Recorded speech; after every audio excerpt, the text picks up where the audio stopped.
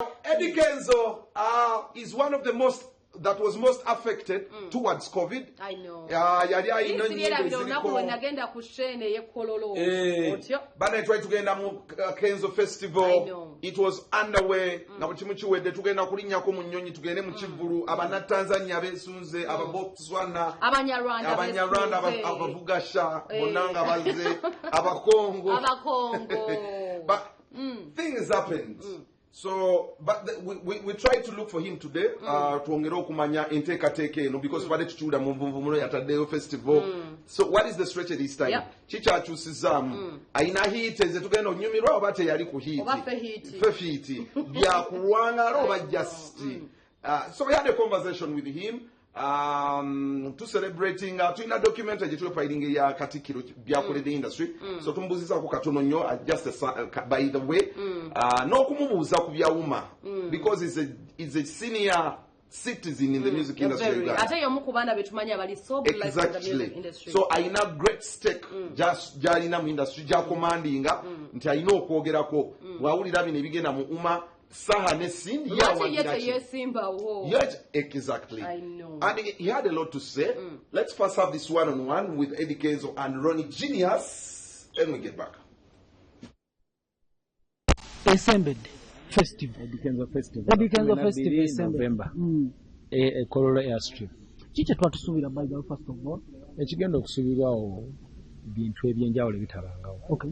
Tugenda ku celebrating Ugandan music na buli muyimbi yene yali ayimbye kulimba abantu ne balwagala agenda kubawo bwaba kyali mulamu ona abajjukira nja kubajjukira ona abamalayo nze ni muntu wa ground akamala mu industry emyaka 10 mu kitegeeza abayimbi bamanyi oboyisegera ate n'abantu kyebagala nkimanyi ate ngenda kuleta ne mikono gyange ab'ebulaaya abaze benzize nkolagana nabo tuggulawo ssaawa 2 ez'ekumakya egera twala bbanga lyenkanaki egera kutwala kuva ku ssaawa 2 ez'ekumakya mpaka kiro.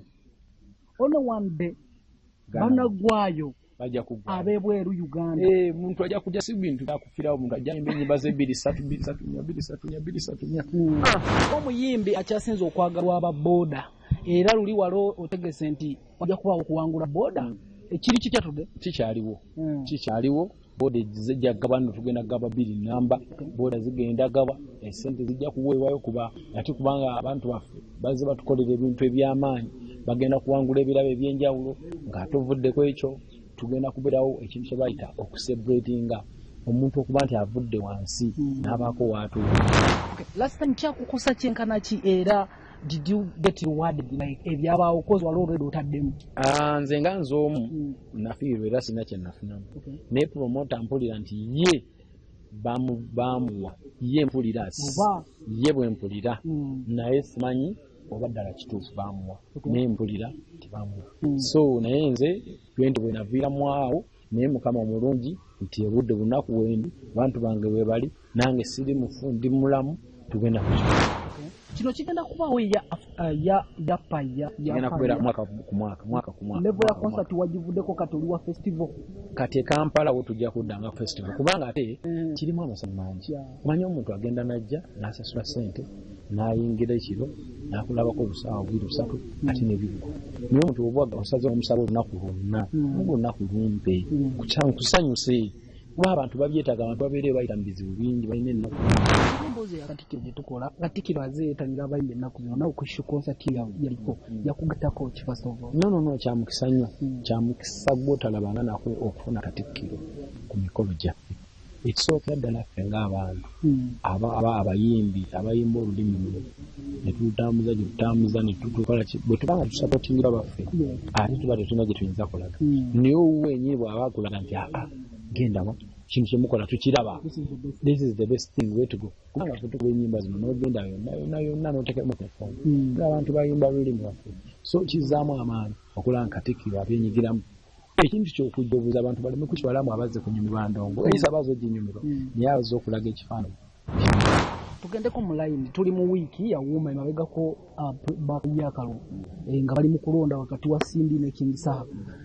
Gwe tochi mu kuba wabirabyemuko ku social media byatambudde tochi ogikubawa anayina obuzibu era obunafu bwawuma buliwa kozaze wangi lwaki tobijjumbira by the way as a big icon kati nze kankule bro ndi mu Uganda nga gwe nyina ebyokukolera abantu bingi. Abantu wonna woolaba nga tewateese bulungi oba olina okulekerawo abasobolawo gwe nojja n'obakukwata kubanga this is a very big thing. Uganda ejjudde abantu bangi. Uganda terimu bayimbi bokka. Uganda erimu abayimbi n'abawagira bayimbi.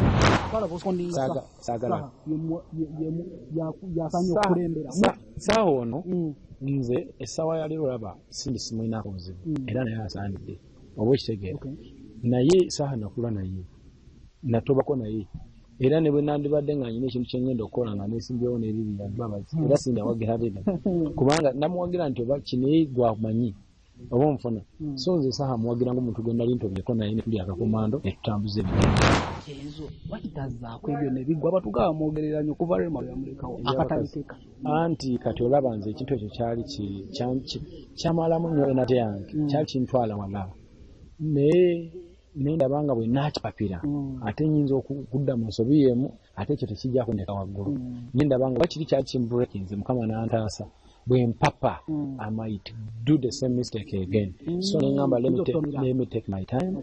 So kimala okweddaabulula bwe mmala okweddaabulula I'm going to do it. And trust me between me and you. Teri muntu atagala kubeera mu family terese. Mukama agenda kunsaasira. Simanyi Mukama asinga okumanyi.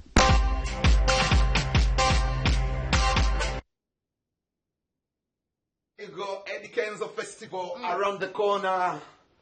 Chicho sinzo okwesunga ku festival ya Kenzo. Buli kimu. Yeah. What is the biggest song of Kenzo? Mukwano buli luyimba semyekozo Maria Loza. Bolingo. Ono mwana ayimba. Sitamina. By the way, I've been a fan of Kenzo since day one. Yeah. So buli kimu kyabakoze ffe tujja kulumba Brita Sigala buli omu. Kasta ne tutu. Tujja batuyanga ne boss waffe wali nga tumuleeta. By the way, Arapex erina okugira. Tugenda batugula table. Erina okuba wali ne table man. Buli wamu ne platinum ebe ne table. Platinum ne spa. Omanyi kiyinza okuba wali. Tulina okulumba by the way. Eddie Kenzo Festival with that. Kale, guys, I think we have ogenda balekera emboozi ya Rema.